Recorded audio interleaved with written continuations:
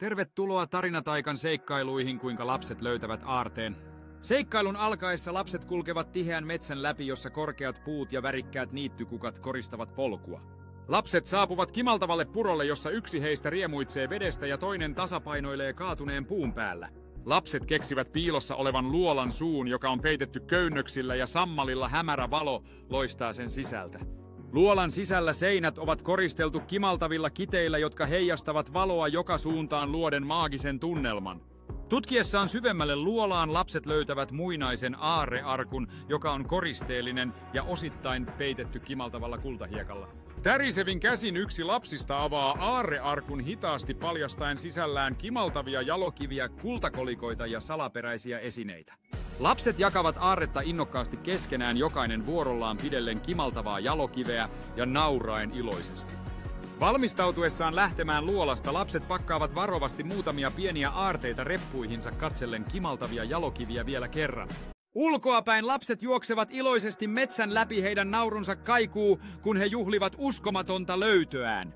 Lapset kokoontuvat ympyrään avaralle paikalle innokkaasti keskustellen suunnitelmistaan siitä, mitä tehdä löytämilleen aarteille. Yksi lapsista ehdottaa aarteiden käyttämistä yhteisön auttamiseen, mikä saa muut nyökkäämään ja hymyilemään innokkaasti.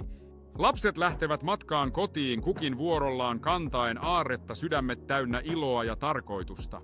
Saavuttuaan kylään lapset saavat perheeltään lämpimän vastaanoton, jotka katsovat uteliaina ja ylpeinä heidän uskomattomasta löydöstään. Lapset seisovat perheidensä edessä esitellen aarretta kiiltävillä silmillä ja elävin elein kertoessaan seikkailustaan. Kun tarinat avautuvat, kylän tori täyttyy naurusta ja innostuksesta, naapurit liittyvät kuulemaan aarrejahdista. Lapset asettavat aarteet torin keskelle ja kaikki ihailevat jalokiviä ja kolikoita ihmetellen niiden kauneutta ja historiaa.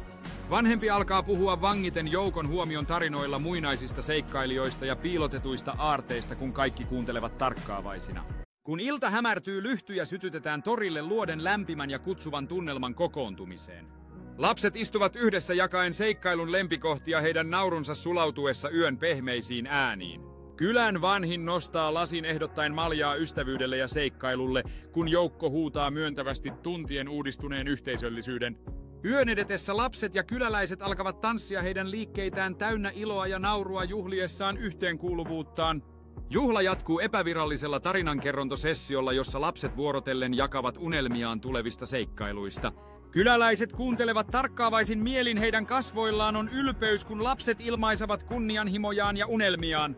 Kun tarinat päättyvät, lapset johtavat kaikki ystävyydestä ja seikkailusta kertovaan lauluun, heidän äänensä kaikuvat yöhön.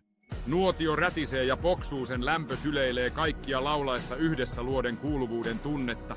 Kun yö alkaa lähestyä loppuaan, perheet alkavat kerätä tavaroitaan epäröiden jättää taakseen iloiset tunnelmat.